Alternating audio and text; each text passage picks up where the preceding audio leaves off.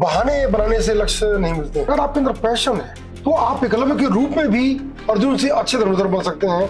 ऐसे ऐसा लड़ो कि हारो तो लोग तारीफ करें। झांसी की रानी ने ऐसा नहीं कि अंग्रेजों को यहाँ से भगा दिया, लेकिन उस टाइम एक लेडी ने इतना डेयर किया। That is the dare. तुमको नींद आ गई, तुम्हारे घर वालों के सपने मर जाएंगे कि खुदा मेरी आंखों को दे दे समंदर, फकत आंसुओं से न मेरा गुजारा।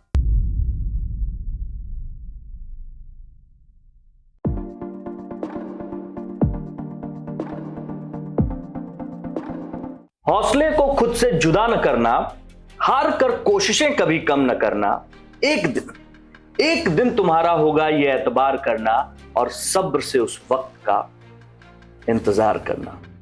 आज बातरस में आपकी बात जिनसे करवाने जा रहा हूं, आप कुछ लोग होते हैं जो आप कहेंगे कि काबिल हैं, और कुछ लोग होते हैं जो अपने काम से काबिले तारीफ काम कर जाते हैं। तो ऐसे ही एक आईपीएस से आपकी मुलाकात कराने जा रहा हूं।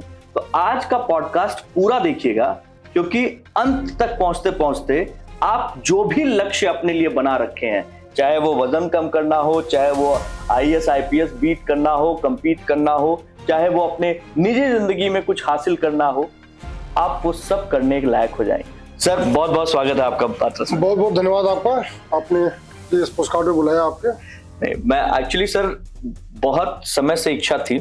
कारण ये था कि पिछले कुछ समय से जब से आप जो है एक आईपीएस का एक जो कामकाज करने का तरीका होता है, बहुत व्यस्त शेड्यूल होता है, और उस व्यस्त शेड्यूल में आपने कुछ ऐसा कर रखा है जिसकी वजह से आप दिल्ली पुलिस की चर्चा में लगातार पिछले साल भर से तो लगातार चर्चा में ही है। पहले बात वहीं से शुरू करता हूँ। सर ने 8 महीने के अंदर अपने वजन को कितना कम किया है आप लोग अंदाजा नहीं लगा सकते हैं। 10, 20, 30 नहीं बल्कि 46 किलो। सर ये अपने आप में बहुत ड्रास्टिक चेंज था। इसको करने में तो बहुत ज्यादा डेडिकेशन लगा होगा। जी बिल्कुल, जब हम कोई बड़ा टारगेट लेके चलते हैं तो निसंदेह बड़े लक्ष्य को हासिल कर सकते हैं, लेकिन पैशन का एक स्तर होना चाहिए। बिल्कुल। मैं बताना चाहूंगा कि जैसे मैं 2022 में मैंने करीब 15,000 कदम के औसत से मैं चलता था, और 2023 में मैंने इसे 17,000 का औसत किया, और 24 में 18,000 का एवरेज मैंने कर लिया। क्या बात। और अभी मैं 18,700 के आसपास का एवरेज मेरा इस साल चल रहा है। Every day 18,700।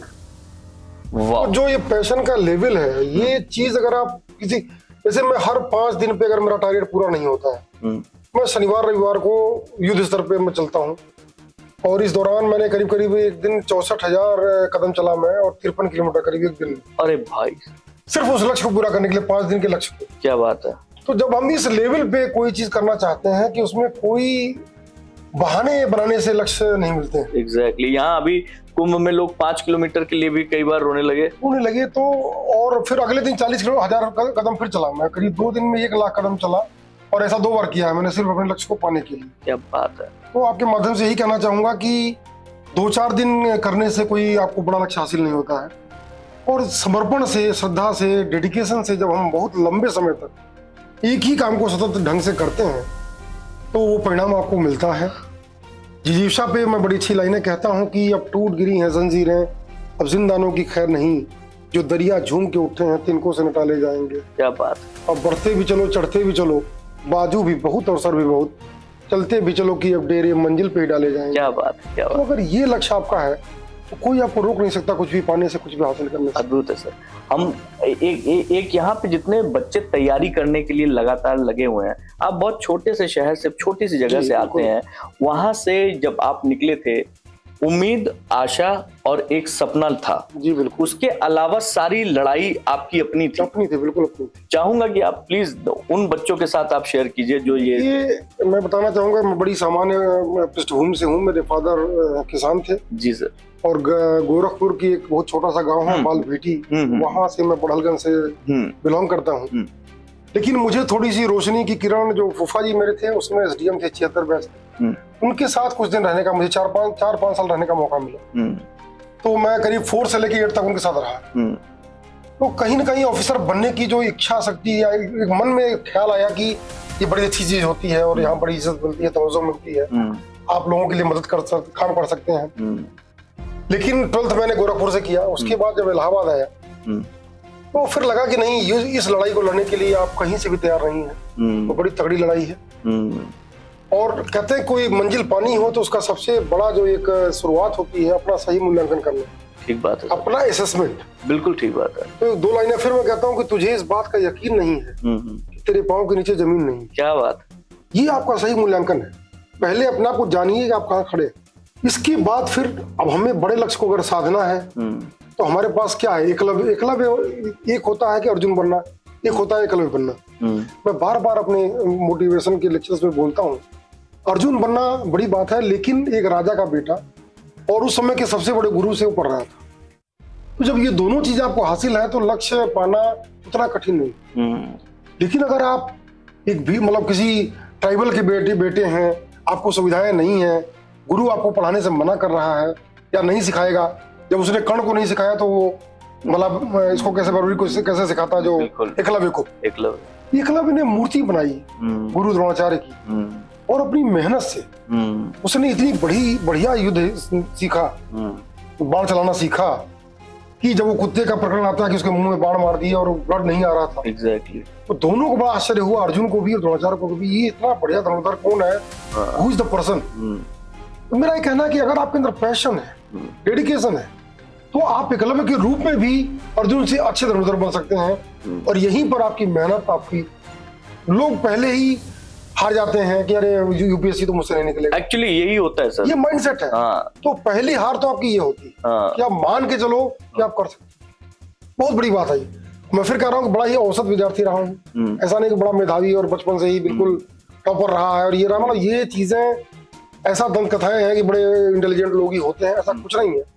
मेहनत की महत्ता कभी कम नहीं होती। बिल्कुल ठीक। लेकिन जब आप मेहनत कर रहे हो तो फिर वही है कि जब से मैं चला हूँ मेरी मंजिल पे नजर है, जब से मैं चला हूँ मेरी मंजिल पे नजर है, मैंने तो कभी मील का पत्थर नहीं देखा। क्या बात है। जो मील का पत्थर देखते हैं 4 किलोमीटर चल दिए, 5, हम नहीं देखते, हम तो गाड़ी देखते हैं कि हमें तो 1 लाख कदम पूरे करने हैं। चलेंगे 4, 12 बज जाए, 1 बज जाए, कोई मतलब।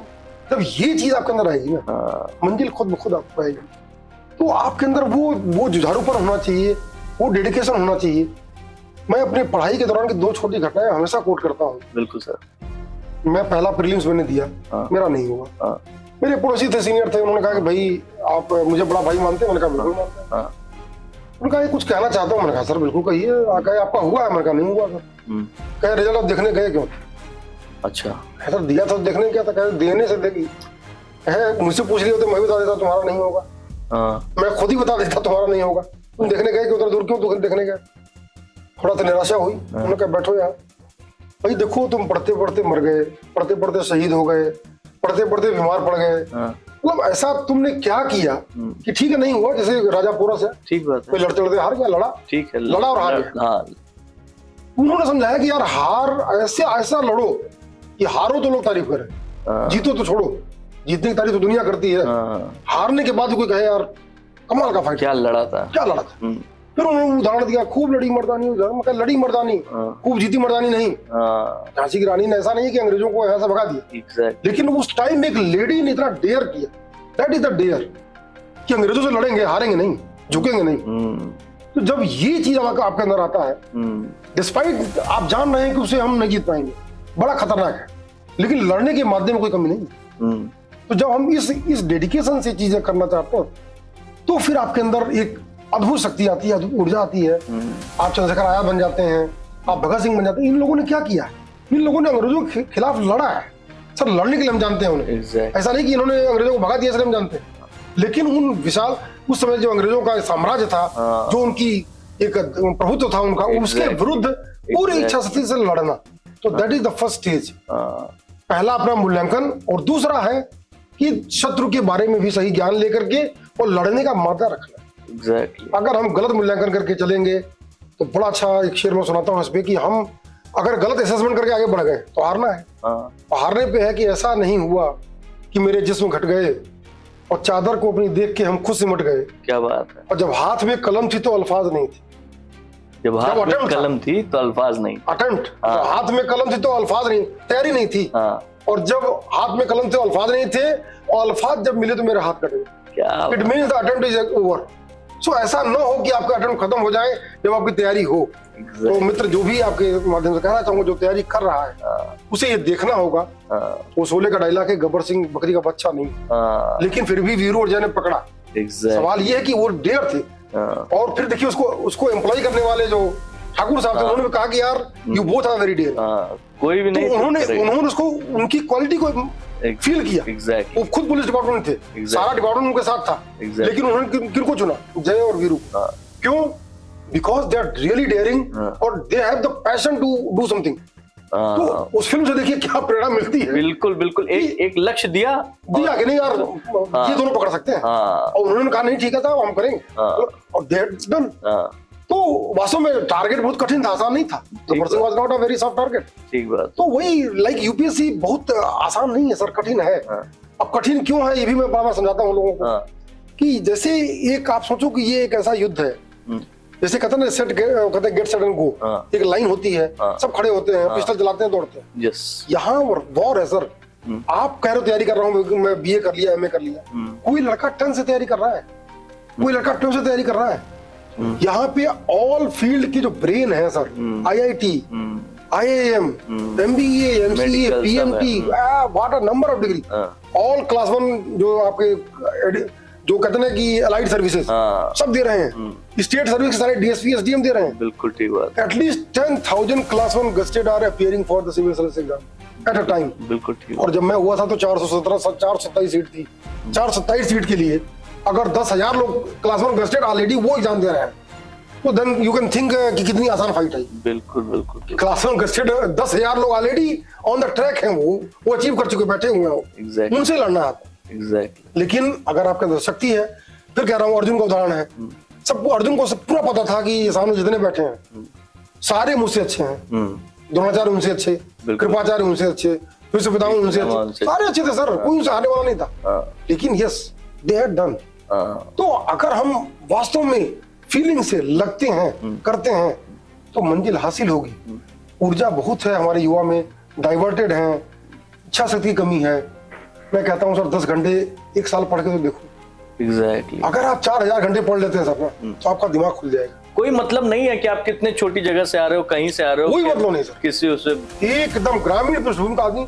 उदाहरण है हमारे सामने सर, बड़ी एक उदाहरण है sir, rickshaw puller, father rickshaw puller है, लड़का IAS बन के दिखाया, प्रॉपर IAS हुआ सर। एग्जैक्टली। और ये तो वही एग्जाम है सर, यहाँ पे कोई एलिट है ही नहीं, और इतना सस्ता एग्जाम, इससे सस्ता कोई एग्जाम नहीं सर। आप डॉक्टरी एग्जाम पढ़ के देखिए, 1 करोड़ रुपया देना पड़ेगा। एग्जैक्टली। और कोचिंग करते तो जान निकल जाएगा। लेकिन ये एग्जाम ऐसा है कि सबको, और फिर हर फील्ड को, आप MBBS हैं आप भी दीजिए, आप बायो से आप भी दीजिए, आप मैथ्स से आप भी दीजिए, सबको अवसर दे रहा है।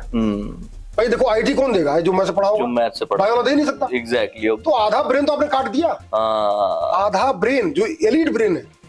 एग्जैक्टली। 12th के बाद आधा मेडिकल, आधा IIT, तो 50% ब्रेन तो कट गया। ठीक बात। लड़ाई किससे है? आधे % से। ठीक बात। अब मेडिकल वो कौन देगा जो बायो पढ़ा है? लेकिन यहाँ IIT भी देगा और PMT भी देगा। एग्जैक्टली। सो ये आपको ओपन ट्रैक है ये, लेकिन टफ है, बिकॉज एवरी फील्ड के ब्रेन यहाँ फाइट कर रहे हैं।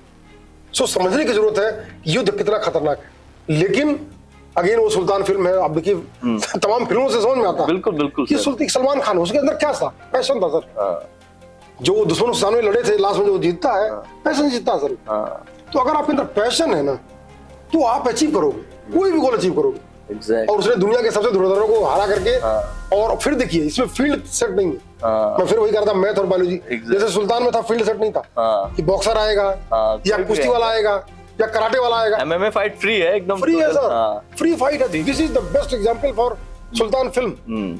ये वही सुल्तान फिल्म है सर, कि यहाँ कोई लिमिट नहीं है। Exactly. कहीं कोई बैरियर नहीं है। एग्रीकल्चर पढ़ा तुम भी आ जाओ, Exactly. कोई टॉपर है तब भी आ जाओ, कोई 40% वाला वो भी आ जाओ, तुम भी आओ भाई, आओ। ओपन फील्ड है सर सबके लिए। So it is more tough and वही फिर कह रहा हूँ कि एक होता है कि हर आदमी दौड़ रहा है, यहाँ कोई जेट लेके आ रहा है, कोई हेलीकॉप्टर लेके आ रहा है, कोई प्राइवेट प्लेन लेके आ रहा है, you are on cycle sir. So I have, हमारे तैयारी करने वाले बंदों के पास 2 ही चीजें हैं।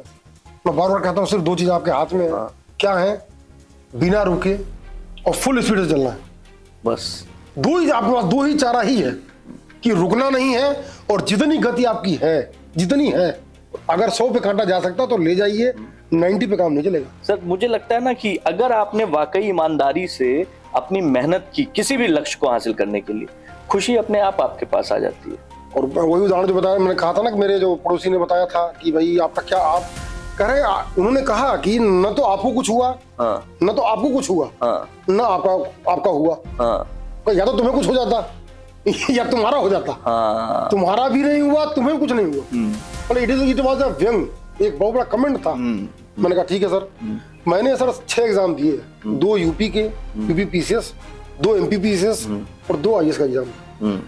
सभी 6 एग्जाम में मैंने इंटरव्यू तक का सफर तय किया, दोनों जगह 2-2 इंटरव्यू दिया और तीनों कमीशन पे 1-1 सिलेक्शन लिया मैंने। क्या बात, क्या बात। और उन्हीं से फिर जाके सामने खड़ा हुआ सर कि देखिए मुझे कुछ नहीं हुआ सर, मेरा तीनों जगह हुआ। रिजल्ट आया है, मुझे कुछ नहीं हुआ, रिजल्ट मेरा तीनों जगह हुआ, ऑल 3 प्लेसेस। एमपी पीसीएस में 35 रैंक थी मेरी, यूपी पीसीएस में सिलेक्शन हुआ और यहाँ मेरी 242 रैंक थी, यूपीएससी में 242 रैंक। क्या बात। तो अगर वही बात है, अगर आप ले लेते हैं चैलेंज को, चैलेंज को एक्सेप्ट करिए। एग्जैक्टली, कितना बड़ा चैलेंज हो एक्सेप्ट तो करिए। डर जाते हैं सर, डर जाते हैं लोग, सब डर जाते हैं। सर मैं कह रहा हूँ 10 लाख में आधे तो डर फॉर्म में डालते हैं सर। एग्जैक्टली, यूपीएससी का फॉर्म भरने से डरते हैं लोग। आपकी बातों कहना तो भैया यूपीएससी मैं कहा बेकार है, मैं नहीं कर सकता। ऐसा नहीं है सर, मेहनत करके किया जा सकता है, एक आम आदमी ही होता है। और इससे बढ़िया अवसर इतना बराबर अवसर बिना किसी भेदभाव के मुझे नहीं लगता कोई एग्जाम देता है। बिल्कुल ठीक, जिसमें कहीं कोई लिमिटेशन नहीं। बिल्कुल ठीक बात है। ना विषय की, ना जाति की, ना धर्म की, ना किसी कोई लिमिटेशन नहीं। आप आओ और दो, काबिल है तो आप हासिल कीजिए। अवसर आपको हमेशा है। पुरानी गलतियों का देखिए, मैं नेट निकाला, मैंने नेट भी निकाला है एमबीए करके। नेट में ये होता है कि भाई अगर 4 फर्स्ट होंगे तो आपको इंटरव्यू कॉल होगा, 3 फर्स्ट होगा तो आपको कॉल ही नहीं होगा, क्योंकि दे हैव द 4 फर्स्ट। सो एक बार आप अगर इंटर में सेकंड डिवीजन हो गए तो you can't be a lecturer, call ही नहीं आएगा आपका। बट यहाँ आप 3, मैं कहता हूँ 4 थर्ड रहिए। ये कैसा एग्जाम है, 4 थर्ड, चारों एग्जाम में आप 3rd क्लास पास हुई है, कभी रोकेगा नहीं आपको, आप आइए और दीजिए। तो इससे बड़ा अवसर कहाँ है?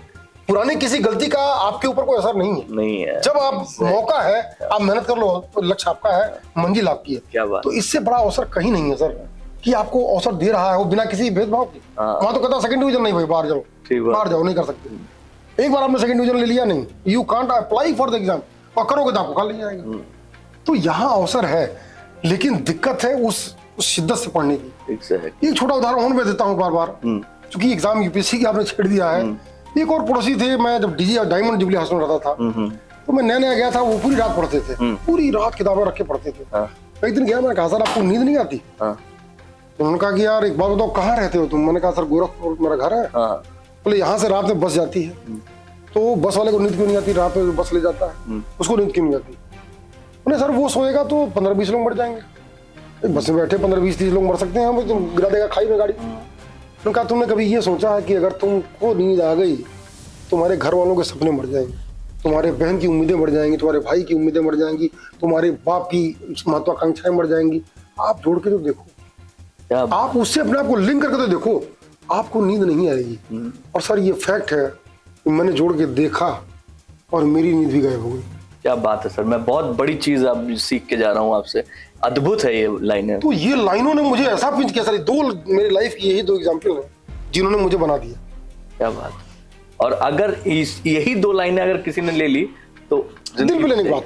और सर कोई फिर कह रहा हूँ, बिना चोट खाए कुछ मिलता नहीं। एक बार तो आपको महसूस करना, कहते हैं कंफर्ट जोन से बाहर आप कब जाएंगे? जब आपको लगेगा। जब तक यहाँ लगेगा नहीं ना, आप जोन से बाहर जाएंगे नहीं, बात ही नहीं बनेगी। आप तैयारी रजाई, ठंड है रजाई में सो जाते हैं, गर्मी है एसी चला सो जाते हैं। देखिए आप जब तक कंफर्ट जोन में रहेंगे, आपको उतना पढ़ने का मादा आपके अंदर आएगा ही नहीं। फिर वही सुल्तान देखिए कंफर्ट जोन से बाहर आया हूँ, उसने किया ना, 1 महीने तक कहा कि मेरा भर्ती हो जाएगा, उसने करके दिखाया। कंफर्ट जोन से बाहर आया, जब तक कंफर्ट जोन में पतंग लूट रहा था, he was the same person, पतंग लूट रहा था, कंफर्ट जोन से बाहर आ गया, वही आदमी सुल्तान हो गया। फिल्मों का सर आपके पास, आप बड़ा लंबा जो है क्या नाम है, मतलब फिल्मों से आप बहुत ज्यादा जो है चीजें निकाल लेते हैं अपने, मतलब बातें समझ में आती है लोगों को। exactly. इजी एग्जांपल्स होते हैं ना कि हाँ भाई बात समझ में लिंक कर पाता है, सबने देखी हो। हाँ, लेकिन वही बात है कि फिल्मों में भी, फिल्मों से अच्छी चीजें निकाल लेना मतलब ये अपने आप में बहुत बड़ी कला है। क्योंकि नॉर्मली क्या होता है, लोग फिल्म देखते हैं, गाने निकाल के ले आते हैं, लेकिन उसके जिस्ट को नहीं निकाल पाते कि भाई ये इससे सीखा क्या जा सकता है। अब जैसे मैं बताऊं, मैं जब वेट लॉस के बारे में सोच रहा था, आपको देखा, फिर कह रहा हूं फिल्म का ही है वो, जो इससे पहले फिल्म आई थी आमिर खान की फिल्म थी दंगल। दंगल। हाँ। उसके बाद उससे लोगों ने पूछा था, वेट बढ़ाया था उसने एग्जैक्टली। कि यार तुमने कैसे घटा लिया? हाँ। उसने कहा देखिए sir, simple theory, it is a math, और you are taking what you are, आप जला क्या रहे हो, ले क्या रहे हो, इट इज अ मैथ। आप अगर 2000 कैलोरी खा रहे हो और 1500 गिरा रहे हो तो आपका वेट नहीं गिरेगा, और अगर आप 1000 खा रहे हो 2000 गिरा रहे हो, जला रहे हो, आपका वेट गिरेगा। I catch the concept.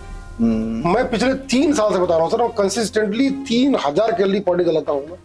1800-1900 calorie मेरी बॉडी जलाती है, रेस्ट जो पहले जलता था वो, और मेरा एवरेज है 1000 से 1100 कैलोरी पर डे का। 1100 कैलोरी मैं पिछले 3 साल से रोज जला रहा हूँ सर, चल कर। क्या बात है सर, दिस इज द, मैंने पकड़ लिया उस कैलोरी को, मैंने कहा यस, हाँ सही कह रहा है, तो जलाना है सर आज भी। और नहीं होता फिर रात में, दिन में कहीं भी सर, कैसे भी करके मैं, रात में नाइट पेट्रोलिंग होती है, सुबह 5 बजे घर आता हूँ, 4:30 बजे, 5 बजे, और 8 बजे फिर पहुंच जाता हूँ। 8 से 11-12 वॉक करता हूँ, आगे तैयार होकर फिर 12, 12:30, 1 बजे तक ऑफिस चलाता हूँ। तो दिस इज द, मतलब पैशन का एक लेवल चाहिए। यही सबको समझाने की बात है कि आप एज अ आईपीएस अपने आप को इतना व्यस्त रखने के बावजूद बिल्कुल इन चीजों के लिए समय निकाल रहे हैं, निकाल पाते हैं। और मैं बार बार इस तरह की बहुत जगहों पे जाता हूँ, लोगों को मोटिवेट करता हूँ। मेरा सिर्फ एक ही कहना है कि आप एक अजीब, कहते हैं, बिल्कुल महत्वाकांक्षा अपनी रखिए, पैशन रखिए। कोई भी ऐसा नहीं कजूबा है, ऊपर से उड़ के आया है, चल के आया है, ऐसा कोई नहीं है। सब बड़े आम लोग हैं जो बनते हैं और संघर्ष से बनते हैं। सो एग्जाम्पल बनाना एकलव्य को नहीं, एकलव्य मान लो कि लोग कहते हैं मैं कोचिंग नहीं कर पाया, मैंने तो कोचिंग की नहीं। बिल्कुल आपके सामने बैठा, मैंने कोई कोचिंग नहीं, कोई बाजीराव फलाने को नहीं, नॉट अ सिंगल कोचिंग। ओह वाह। बिना कोचिंग के मैंने अपना 242 रैंक निकाली थी।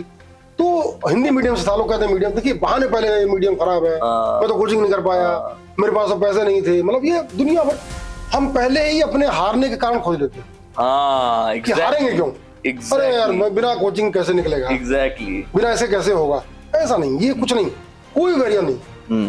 बैरियर है, कोचिंग का रोल है सर। अगर 90% आप पढ़ के तैयार करते हो, 5-10% वो कंट्रीब्यूट कर सकता है, लेकिन ये 90 तक तो आपको लाना है खुद को। कोई कोचिंग आपको 0 से 90 नहीं दे सकती, वो आपको गाइड कर सकते हो। और वो भी अगर आप मेहनत करते हो, एक्स्ट्रा मेहनत करते हो, तो 10% भी आप कवर कर सकते हो। कोचिंग का कोई रोल नहीं है। सिंपल बात यह है कि लोग नहीं करना चाहते। कुछ लोग यहाँ, मैं जानता हूँ, मेरे जानकार हैं, लाख रुपए महीने पर कोचिंग कर रहे हैं, 25-30 हजार घर ले लिया, कुक रखा हुआ है, गाड़ी रखी हुई है, ड्राइवर रखा हुआ है। अरे मैं कहा भाई, मतलब मैंने इंडायरेक्टली उनके फादर को बोल दिया कि हमने कहा सर ये बच्चा अगर हो गया ना तो पहली मिठाई से मैं खिलाऊंगा।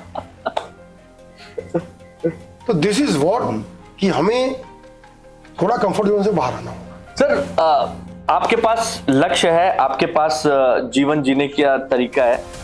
मुझको एक सवाल है जो अक्सर मैं प्रबुद्ध लोगों से पूछता हूं कि वाकई जीवन जीने का उद्देश्य क्या है। मतलब मैं अब एज ए इंडिविजुअल, मेरे जीवन जीने का उद्देश्य हर व्यक्ति का अलग अलग होगा, लेकिन आपके लिए जीवन जीने का उद्देश्य क्या है? देखिए, हमारे जैसे प्रधानमंत्री महोदय का एक कार्यक्रम चल रहा है, कर्मयोगी। यस। तो कर्मयोगी का उनका जो नया कॉन्सेप्ट है, जो पीएमओ के अंडर में चल रहा है, उसका मतलब सिर्फ ये है कि अपने रूटीन ड्यूटी करते हुए क्या हम कुछ ऐसा कर सकते हैं जिससे किसी को कुछ एक्स्ट्रा बेनिफिट हो, उसको कुछ, मतलब उसका जैसे कि उसको खुशी देकर, एग्जैक्टली उसकी खुशी में अगर हम अपनी खुशी तलाश पाते हैं तो जीवन को एक नया किक मिलेगा। और फिर वो एक किक फिल्म है ये, कि मतलब आपको किक कहाँ से मिलता है? एग्जैक्टली। देखिए, मैं आया तो मेट्रो बंद थी, मेट्रो बंद थी, लोगों ने कहा भाई मेट्रो बंद है तो बैठ के आराम करो। जब मेट्रो चली नहीं रही तो मेट्रो पुलिस क्या करेगी? मैंने उस दौरान सर एक ड्राइव चलाया बच्चों को खोजने के लिए। अच्छा। मैं बताना चाहूंगा 620 बच्चे हमने 2 साल में खोज के दिए, जो दूसरे जिलों के हैं, और 620 परिवारों को मैंने उनको बच्चे हैंडओवर किए, खोज के। बड़ी खुशी दे, ये दिस इज द किक। हमें कोई बेनिफिट नहीं है उसमें, हमारा काम भी नहीं है वो, आउट ऑफ द वे जाकर के। तो किक इसे कहते हैं, हमें किस चीज से एक आनंद आ रहा है। जीवन की कला, जो कहते हैं जीवन का लक्ष्य ये है कि किसी का कुछ भला हो सके, ऐसा कुछ काम करो अपनी ड्यूटी से हट के। बिल्कुल ठीक बात। अगेन मैं, देखिए डीपीएम में, यहाँ जब मेरा पोस्टिंग हुआ, यहाँ ट्रेनिंग एकेडमी में, मैं वजीराबाद गया, मैंने 10-20 हजार पेड़ लगवाए। आने के 2 महीने के अंदर 20,000 पेड़ का प्लांटेशन, 20,000 प्लांटेशन मैंने अपने सोर्स से बात की, और जो BSES है उन्होंने अपने जो फंड होता है, CSR फंड होता है, उसमें उन्होंने फाइनेंस किया। तो 20,000 पेड़ लगे। ये जो खुशी है ना सर, कि मैंने 20,000 पेड़ लगवाए, दैट इज द किक। तो लाइफ को हम कहाँ कैसे जोड़ पाते हैं आम आदमी की हेल्प के लिए, किसी की मदद के लिए, छोटे मोटे। मैं कहता ना कि मेरी कहानी चलती है कि रात में रोटी खो गई थी, तो आप सोचो सर कि एक आदमी का बैग खोजा जिसमें रोटी हो, सर कहानी मुझे ये सुननी है। मतलब आप सोचिए कि रात में 9 बजे व्हाट्सएप पे एक मैसेज आता है सर कि मेरा एक बैग खो गया। अच्छा। तो मैंने वो नंबर अपने कंट्रोल रूम को दिया कि यार पता करो बैग में है क्या, परेशान क्या बंदा। अच्छा, he was not known to me, number भी सेव नहीं था। तो फिर थोड़ी देर बाद उसका फोन आया कंट्रोल रूम का कि सर कुछ नहीं है सर, वो तो कह रहा है माँ के हाथ की बनी हुई सत्तू की रोटी है, वो पराठा टाइप होता है घाटी का पराठा, घाटी पर वही ऐसा कुछ नहीं है उसमें, मतलब कुछ नहीं है। उसने कहा है क्या वो पराठे, ऐसा कुछ नहीं है। तो मैंने कहा भाई देखो माँ के हाथ की रोटी की बड़ी कीमत है, और खासकर मैं मेरी मदर की डेथ 2002 में हो गई थी। मैंने कहा हमें तो भाई 20 साल से नसीब नहीं हुई, तो बहुत कीमत है उसकी, देखते हैं, लेट्स ट्राई। देन मैंने अपना लगाया तो वो चढ़ा था, नोएडा चढ़ा था, और उसका फिर आके जनकपुरी में वो बैग मिला। हमने और थानों को पास कर दिया, देखते रहो इस टाइप का काला बैग है, ये सब मतलब इस ट्रेन में चढ़ा है। तो जनकपुरी में लास्ट में जाके मिल गया। वो आया बैग को लेकर रोने लग गया, कहा सर मैं 6 महीने बाद कोरोना के तो कहीं थक गया था कि अब मुझे रोटी मतलब घर से बनवा के चला था, खाऊंगा चल के कहीं जहाँ ड्यूटी करनी थी, और बैग ही खो गया। तो मतलब ये कि क्या कोई आदमी, एक डीसीपी एक आदमी की रोटी खोने में कोई संज्ञान लेगा? सवाल ये कि किक ये है सर। तो आप कह रहे हैं जीवन का लक्ष्य किक ये है। एक फिर शेर प्रथा सुनाना चाहूंगा कि क्या आपकी कैसे होनी चाहिए संवेदना कि खुदा मेरी आंखों को दे दे समंदर, फकत आंसुओं से न मेरा गुजारा, और कहीं कोई बेबस बहाता है आंसू, यहाँ भीग जाता है दामन हमारा। तो अगर आपका दामन ऐसा है तो मेरे जीवन का लक्ष्य ये है सर कि किसी का दामन अगर वो पीड़ित है, उसकी थोड़ी समस्या हम कम कर दें, आउट ऑफ द वे जाकर अपने कंफर्ट जोन से बाहर जाके, अरे हटाओ यार बैग में डीसीपी में हटाऊं मैं बैग खोजने के लिए, मैं ये भी कर सकता था। लेकिन मैंने कोशिश की, चलो ठीक है लेट्स ट्राई यार, मिल गया, ठीक है, खुशी हुई। तो ऐसे छोटे छोटे, मैं बताऊंगा छोटा और इंसिडेंट की, किसी का पर्स छूट गया ट्रेन में, उन्होंने कहा सर कि आप बड़े हेल्पफुल हैं। ये सब मेट्रो की बात हो रही है। मेट्रो की बात हो रही है, पर्स छूट नहीं, लेकिन वो रेलवे छूट गए। अच्छा। और रेलवे दिल्ली से बाहर चली गई। अच्छा। वो उतर गया। उसने कहा सर मेरी बीवी सोई थी, पर्स वहीं छूट गया, और उसमें कुछ चेन वो सोने की ऊँची कुछ है, अपना 2-3-4 लाख का माल पैसा था उसमें। मैंने कहा भाई मैं तो मेट्रो, फिर मैंने देखी वहां, फिर मैंने कंफर्ट जोन थोड़ा पकड़ा, अरे मैं तो मेट्रो में हूँ भाई, वही तो रेलवे का मैटर है। मतलब मैंने एक बार कहा, फिर उसने कहा नहीं सर आपके बारे में बहुत सुना है। फिर मैंने कहा नहीं यार, अगर इतनी उम्मीद रखता है तो लेट्स ट्राई। फिर रेलवे का नंबर लिया, फिर ट्रेन कहाँ पता की लोकेशन करते करते अम्बाला पहुंच गई। अम्बाला जाके, अच्छा चूंकि बाई चांस रात में जा रहा था, वो ट्रेन रात की थी, तो लेडी जो ली थी वो अब सोची कौन रात में लेने आएगा, सब उतर जाएंगे। अगर वो रास्ते में उतर गई होती, वो भी कंफर्ट जोन में मारी गई। अगर वो लेकर उतर जाती कि किसी और गाड़ी से बुक कर चले जाते हैं, एग्जैक्टली 3-4 लाख कमा ले उसमें, लेकिन कंफर्ट जोन में रह गई वो। यार सुबह तक कौन आएगा, तब तो लेकर उतर जाएंगे अपने जहां उतरना है। और इसी में फिर हमारा बंदा पहुंच गया, और उन्होंने बगल की तलाशी ले ली, और उसमें वो चीज मिल गई। तो अब ये रात में 2-2:30 बजे हो जाके उसकी वो बैग मिला। तो this is what the kick. अगर हम कोई ऐसा कर पाए किसी और के लिए, थोड़ा सा उसके दर्द को बांट पाए, तो ये जीवन का लक्ष्य सर कि अपने लिए कहते हैं पिग फिलॉसफी सर, कहते हैं कि अपने खा लिया और अपने, ठीक है ना सर, उसको बैठ के निकाल दिया। This is the pig philosophy. बिल्कुल पिग फिलॉसफी से हटके ये है कि अगर हम किसी के लिए कुछ कर सकते हैं, ये मानव तन भगवान ने बड़े मुश्किल से दिया, किसी के लिए कुछ कर पाओ थोड़ा सा कंफर्ट जोन से। फिर कह रहा हूँ यही, अगर कंफर्ट जोन में कर रहे हो फिर कोई फायदा नहीं, थोड़ा बाहर जाओ, थोड़ा सा।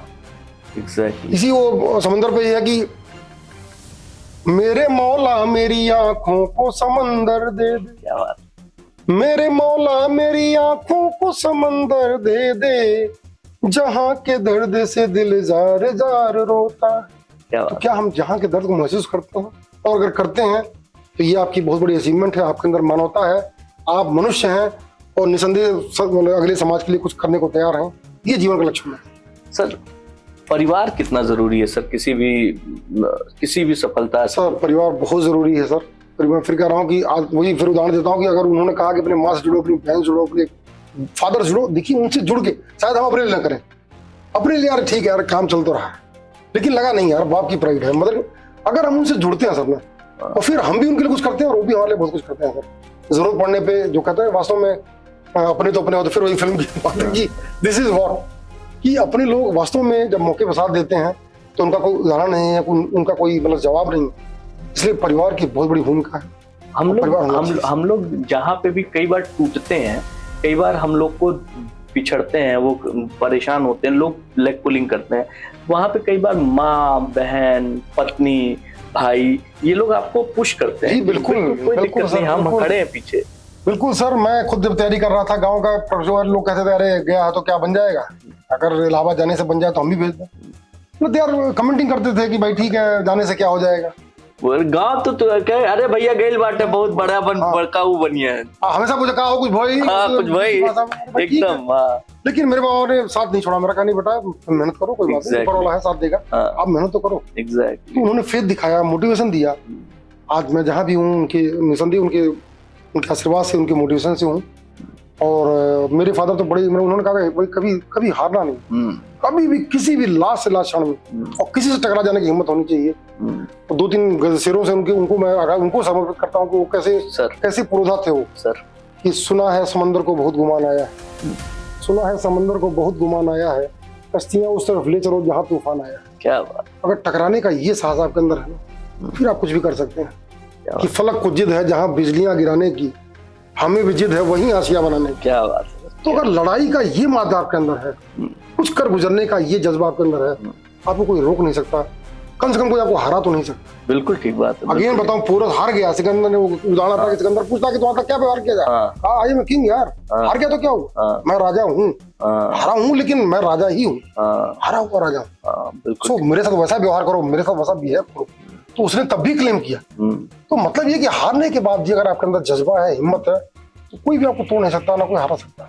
कुछ ऐसी फिल्में जो आप रिकमेंड करना चाहेंगे युवा पीढ़ी को कि ये देखनी चाहिए, इससे बहुत कुछ सीखने को। बताया तो कि अभी लेटेस्ट जो दोनों फिल्में हैं, 4-5 फिल्में तो मैं सर के साथ इंटरव्यू में मुझे याद हो गई हैं। अगर आपने जो है दंगल देखी है तो उसको देखिए, अगर सुल्तान देखी है तो सुल्तान नहीं देखी तो सुल्तान को देखिए।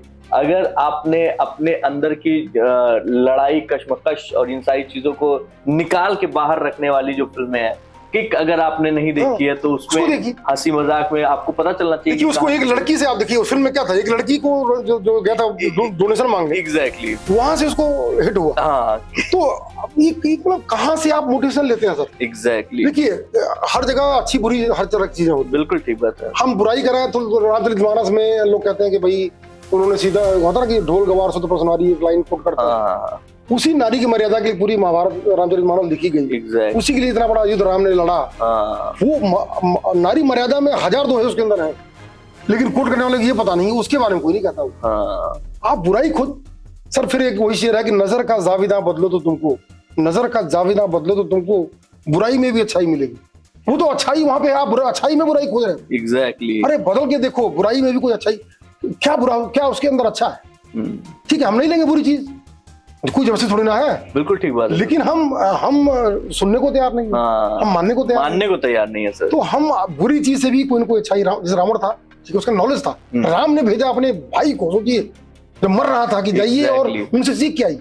आप सोचिए, बिल्कुल इतना बड़ा एग्जाम्पल है ये। देखिए राम को कहते हैं कि भाई उन्होंने शंभू का वध किया, ठीक है, वो कोट करते हैं, उसी राम ने सबरी की बेर खाए। अब वो भी तो उसी कास्ट से बिलोंग करती थी। ठीक बात। अगर उनके तो जाति भाव होता तो भील को गले लगाते, सबरी की बेर खाते। तो ऐसा नहीं कि उनके अंदर जात को लेके भाव था, हो सकता है वो आदमी गलत हो और उन्होंने उसका वध किया हो, ये प्रकरण है चूंकि धर्म का। लेकिन मेरा सिर्फ कहने मतलब ये है कि हम एक कोई कमी निकाल के और उसी आधार पर उस व्यक्ति का मूल्यांकन कर देते हैं। और यही चीज सर अपनी जिंदगी में भी करते हैं। आपके पास में एक कोई चीज नहीं है, मेरे पास अगर पापा होते ना तो मैं ये कमाल कर देता, मेरे पास अगर मेरी पैर होता ना ये तो ये कमाल कर देता। आप कोई भी, अभी एक बंदा था जिसके हाथ पर दोनों कटे हुए, इंग्लिश चैनल पार किया उसने कभी। हाँ, यस सर, यस। उसने वो लगा के जो होता है विंग्स लगा के, सर हाथ पैर दोनों कटे हुए सर, चारों कटे हुए उसके, चारों। तो उसने इंग्लिश चैनल पार किया। हम बहाना मारते हैं अरे तो हाफ जाएंगे उधर। एक लेडी जो ट्रेन से ढकेल दिया उसको देखिए, उसका नाम अरुणिमा। वो माउंट एवरेस्ट लगी सर बिना कटे पैर से। तो उदाहरण तो सर इतने भरे पड़े हैं कि मतलब देते देते पूरा दिन निकल जाएगा और खत्म नहीं होगा। एग्जैक्टली। सवाल ये क्या हम सीखना चाहते हैं? एग्जैक्टली। हम बुरी चीजों से सीखते हैं, गलत उदाहरण सीखते हैं। ये घटिया चीज ये बड़ा खराब। अरे छोड़ो यार, अच्छा देखो ना, अच्छाई बहुत कुछ है उसमें। एक पर्टिकुलर चीज को पकड़ के किसी की, वो कहते हैं कि निंदा करना, निंदा है सर, समालोचना मतलब ओवर एंड ऑल। जैसे मैं बार बार कहता हूँ कि रिश्तों को मूल्यांकन करना है, तो आपने मेरे 10 अच्छा काम मेरे लिए किया, एक बार काम नहीं कर पाए, हम आपसे कह रहे हैं बड़े घटिया आदमी, ये ठीक नहीं। आपने 10 बार किया है, उसे भी देखो, उसका थैंकफुल। तो ओवर एंड ऑल जब मूल्यांकन आप करेंगे तो आप लगेगा 10 तो किया, एक नहीं किया। तो अभी भी इसका पल्ला भारी है। एग्जैक्ट। सो कंप्लीट मूल्यांकन किसी का किया जाए और तब उसका देखा जाएगा अच्छा है बुरा। एग्जैक्टली। तो वही चीज है कि, तो इसलिए मैं कहता हूँ कि अच्छी चीजें सीखिए, अच्छाई में बुराई निकालना ये तो घटिया घटिया मिजाज है जहां भी है। मैं तो कहता हूँ बुराई में कोई अच्छाई हो वहां से निकाल लीजिए, उसे ले लीजिए, सीख लीजिए। सर आप हमेशा मुखर हुए हैं टोबैको को लेकर, हमेशा मुखर हुए हैं कुछ ऐसी चीजों को लेकर जो लोग जो है नशा करते हैं। ये नशा लोग करते क्यों है सर? सर देखिए ना, लोग मुझे तो मैं जब से पुलिस में आया, कहना चाहूंगा हर पार्टी में ये होता है भाई, अरे होता है, बिल्कुल बिल्कुल, ऑफिसर हो गए, अपना आईपीएस हो गए, बताओ लोगों ने। और मैंने कहा देखो सर, एक होता है कहने का तरीका, मैंने कहा सर आपका नशा कल सुबह उतर जाएगा। मुझे तो यही नशा है कि मैं नशा नहीं करता। क्या बात, तो सर नशा पालने की बात है ना, हमको तो यही नशा हो गया। क्या बात है। और सर कोई काम करो तो ऐसे करो ना कि लोग कहते हैं पागल हो गए। अगर आपने लोगों ने आपको पागल नहीं कहा तो आपने काम ही नहीं किया। बिल्कुल ठीक बात, तो ये कहता हूँ, बिल्कुल ठीक बात। आपके माध्यम से कहना चाहूंगा कि देखिए मैं जैसे टहलता था, बरसात हो जाड़ा हो, मतलब ठीक है साहब कोई बात नहीं, होने तो बरसात, इसलिए थोड़ी कर रहा है, पानी तो कर रहा है ना, भीग जाएंगे। सर भरी बरसात है, पूरी बरसात होती है, 2-2 घंटा टहल दो, ठीक है कुछ नहीं बिगड़ेगा। तो करना फिर आज बारिश हो गई, कल धूप हो गई, परसों ओस पड़ गई, तो टहलोगे कब भाई? अगर यही बहाना खोजोगे कब टहलोगे? कमाल सर कसम बता रहा हूँ, डेडिकेशन से daily not a wilful gap of a single day, I can say openly on channel, एक दिन का भी मेरा ऐच्छिक गैप नहीं, ऐच्छिक माने विलिंग कि भाई आज रजाई में सो लेते हैं, 3 साल में एक दिन का गैप नहीं।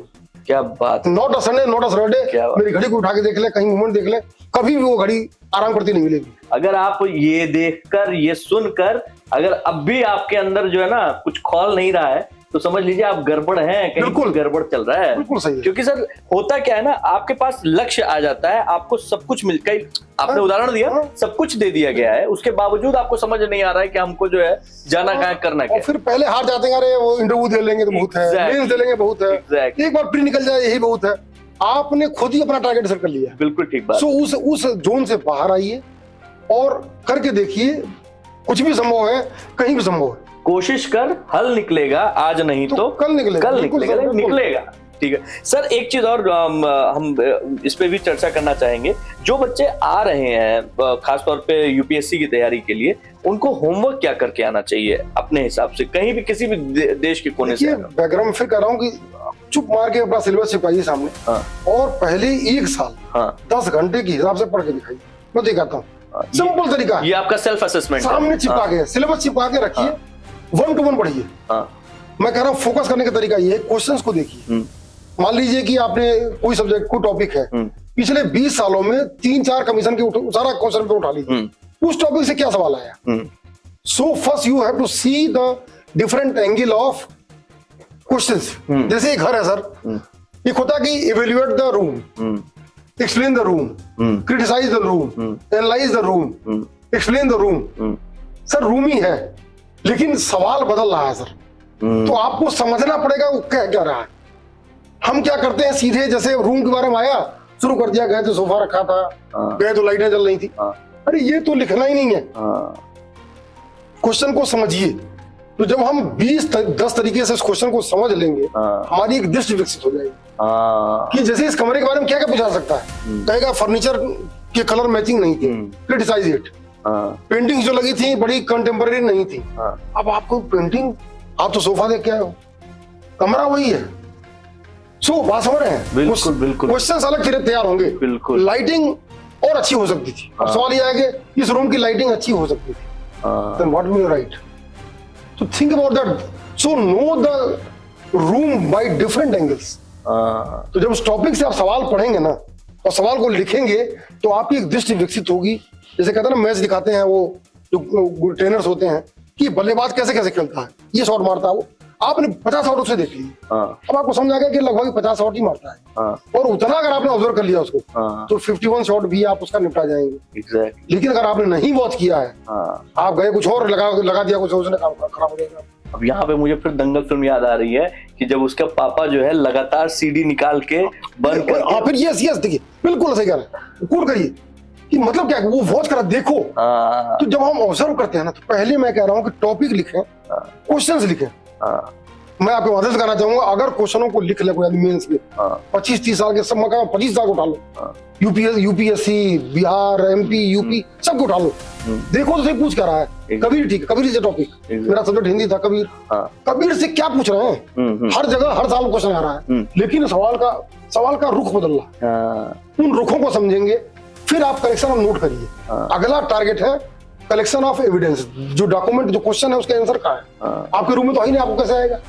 तो डिफरेंट कोचिंग्स, डिफरेंट किताबें, डिफरेंट ऑनलाइन मेल, जहां से भी लाने निकालिए, क्रिएट अ बंच कि भाई ये 50 पेज है, इसमें करीब करीब पिछले 20 साल के सारे सवालों का मोटा मोटी उत्तर है, अपने हाथ का लिखा हुआ, अपने हाथ। फिर उनको कंपाइल करिए। नहीं, अभी तो कलेक्शन है। Third stage is the writing of मतलब फैक्ट्स, और फैक्ट भी सर फिर कह रहा हूँ, it is not in the final shape. जैसे कहते हैं ना सर, पहले घर बनता था, दरवाजे, खिड़की, छत, ठीक है, घर बन गया, गांव का जो एक मिस्त्री आता है, अपना छत पीट दिया उसने। आज लोग क्या कहते हैं सर, ऐसा करो छत की जगह जो है स्विमिंग पूल बना दो। अब गांव के आदमी बताएंगे तो बेहोश होकर गिर जाएगा, यार छत तो बनानी नहीं है, कह रहे छत नहीं चाहिए, स्विमिंग पूल चाहिए सर। हमारे डाइनिंग में नीचे पानी दिखाना चाहिए, मैंने ऐसा घर देखा इसलिए बता रहा हूँ। तो जहाँ छत पे स्विमिंग पूल है, क्या गांव का आदमी बना सकता है? गांव का जो मिस्त्री है नहीं बना सकता, सोच ही नहीं सकता। पूरे घर में कोई पिलर नहीं चाहिए। अब कहाँ से आप क्या एंगल दोगे, कैसे दोगे? भाई इतना बड़ा घर है, 400 गज का, कोई पिलर नहीं चाहिए, पिलर बाहर चाहिए, बाउंड्री पे, अंदर नहीं चाहिए। तो क्या लोड शेड करोगे? तो जब डिमांड का शेप बदल रहा है तो don't prepare a final shape. मैं फिर कह रहा हूँ आलू रखो, टिकिया बना के रखने की जरूरत नहीं। आलू रखो, वो कहेगा फ्रेंच फ्राई बना दो, वो कहेगा टिकिया बना दो, वो कहेगा डोसा बना दो। अब आप डोसा लेके पहले घूम रहे हो, आप घुमा फिरा कहोगे डोसा खाओगे आप, वो कह रहा है मुझे फ्रेंच फ्राई। क्या बात है सर, बहुत सर डोसा बड़ा अच्छा बनाता हूँ, अरे कहेगा हटाओ यार, मुझे फ्रेंच फ्राई खाना है। क्या बात है सर, बहुत शानदार। तो आप डोसा लेके घूम रहे हो, डोसा लेके मत घूमो, आलू लेके घूमो। अच्छा डोसा, अगर आप ऐसे तैयार रहोगे तब तो यूपीएससी निकाल सकते हो, वरना कठिन है। वास्तव में बड़ा कठिन एग्जाम, आसान नहीं है। और इसके लिए मैं फिर कह रहा हूँ सर, जहां आपका नोट्स खत्म होता है ना, यूपीएससी वहीं शुरू होता है। आप मजा आपको तब आएगा जब आप नोट्स देखोगे और सवाल देखोगे, कहोगे यार नोट्स तो किसी काम का ही नहीं है, इसको जला दो। एग्जैक्टली, ये यूपीएससी का सर ब्यूटी है कि जहां आपके क्वेश्चंस आंसर्स खत्म होते हैं वहां से उसका क्वेश्चन शुरू होता है।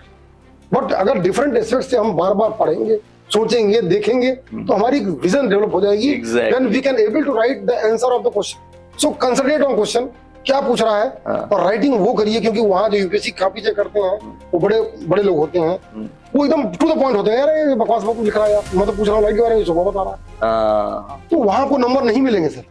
आप टू द पॉइंट, चाहे जितना पता हो लाइट ही बताइए कि इस तरह की लाइट लगी थी, वहां नंबर मिल जाएगा। आप यहाँ पे ये ट्रॉफी रखी थी, ये रखा था, फोटो लगी, अरे हटाओ यार, मैं लाइट पूछ रहा हूँ तो ट्रॉफी बता रहे हैं। यही लोग करते हैं। 80% लोग ये लिख के आते हैं जो उनको आता है। एग्जैक्टली, वो बात जो है वही लिखते जो उनको आ रहा है, जो पूछा जा रहा है वो ध्यान नहीं दे रहे हैं। एक वो फिल्म अभी आई ना जो 12th फेल, उसमें दिखा था, या कहीं मैंने पढ़ा था कि जैसे वो टूरिज्म पे कोई ऐसे आया था, उसी में कहीं कोट किया था, वो टूरिज्म पे आया था, टूरिज्म पे लिखा है, वो टी देखा शुरू हो गया। अरे भाई टेररिज्म पे लिखना है, वो टूरिज्म पे लिख डाला। आप इस तरह करेंगे तो फिर क्या होगा आपको? सो read the question, think the question, then write, because that is the UPSC question sir। उसे पढ़ने वाला पढ़ेगा तब नंबर देगा। So to the point, ditto करके लिखिए, कोशिश करिए कि अपनी बात रख पाए, आपको नंबर मिलेंगे सर। लेकिन आपको इस तरह मेहनत करनी होगी, डिफरेंट मटेरियल सर्च करना होगा, पूरे बंच बनाने होंगे, और बंच को फिर कंपाइल करना होगा, और वो तैयार करके आप जाएंगे तो निसंदेह उन क्वेश्चनों को आप करने में सक्षम रहेंगे। और एक बार सिलेबस पूरा पढ़े सर, मैं फिर कह रहा हूँ, मेरा तो यही कहना है कि 10 घंटे गुणे 1 साल, इसके बाद आप फाइटर बन जाएंगे। क्या बात, लिख लीजिए भाई लोग, अगर आपने नहीं लिखा, नहीं समझा, दोबारा देख लीजिएगा, आपको समझ में आ जाएगा चीजें। सर जाते जाते एक लास्ट के 2 सवाल, आप ईश्वर पे विश्वास रखते हैं? बिल्कुल रखते हैं, बिल्कुल। हम लोग आस्था हम लोगों की कहती है कि हम सब लोग, मैं भी ईश्वर पे विश्वास रखता हूँ। मैं बस केवल ये चीज कहना चाहता हूँ सर, कई बार हम लोग ना पुरुषार्थ करने से पहले ही सब भाग्य पर छोड़ देते हैं। यही लड़ाई हम लोग, वही जो हमारे पड़ोसी ने कमेंट किया था कि कर्म किए बिना फल की चिंता करना तो बहुत ही घटिया बात। एग्जैक्टली, इवन हमारी गीता तो ये कहती है कर्म करके फल की चिंता मत करो, मत कीजिए, बिल्कुल। और हम क्या है कि बिना कर्म किए फल की चिंता कर रहे हैं। एग्जैक्टली, एटलीस्ट कर्म तो करो। एक मध्यम मार्ग बनता है कि कर्म करके फल की चिंता करो, और बिना थके बिना रुके। बड़ा अच्छा एक लाइन मैं बार कोट करता हूँ कि कैसे कह दूं कि थक गया हूं मैं, कैसे कह दूं कि थक गया हूं मैं, जाने कितनों का हौसला हूं मैं, और किसी हुजूम की तलाश न कर एक अकेला ही काफिला हूँ। क्या बात है सर, क्या जब बात, इस मोमेंटम से आप आगे बढ़ेंगे सर, तो फिर क्या बात है सर। मंजिल आपकी। सर मुझे ना आज के इस छोटे से इंटरव्यू में इतना ज्यादा प्रेरणा मिली है और इतना ज्यादा मैं स्फूर्ति से भरा हूं कि मुझे समझ में आ रहा है कि मैं अपने जीवन में कहां कहां गलतियां कर रहा था। सर बहुत सारी चीजें सीखने को मिली आपसे और बहुत सारी चीजें आपको भी सीखने को मिली होंगी। बहुत बहुत शुक्रिया सर, आपने अपने बहुत हेक्टिक शेड्यूल में से ये समय निकाला हमारे लिए और उम्मीद करता हूं हम लोग एक बार और बैठेंगे और इस बार जो अगली चर्चा होगी ना, वो इस चर्चा को एक पायदान आगे और लेके ये जाएगी। अंतिम बात आपकी जो है, मैं इसमें बस यूथ के लिए 2 लाइनें डेडिकेट सर, करना सर, चाहूंगा। प्लीज। ये खत्म करते करते कि युवाओं में बहुत ऊर्जा है, हाँ। बहुत शक्ति है, जरूरत है उसको सही दिशा देने की। हाँ। कि मैं 2 लाइनें कहता हूँ कि पाँवों पे जमीन, सर पे आसमान लिए हूँ और सीने में दहकता हुआ तूफान लिए हूँ। मुझको नहीं रोकेंगी ये कमजोर बिजलियां, सूरज के बराबर का तापमान लिए। क्या बात है सर, क्या बात। ये युवा पीढ़ी की ताकत है। अगर वो अपनी इस ऊर्जा से, इस क्षमता से, डेडिकेशन से कुछ करने को लगती है तो उसे लक्ष्य हासिल होगा। अद्भुत है सर, अद्भुत है। बहुत बहुत शुक्रिया सर, बहुत धन्यवाद।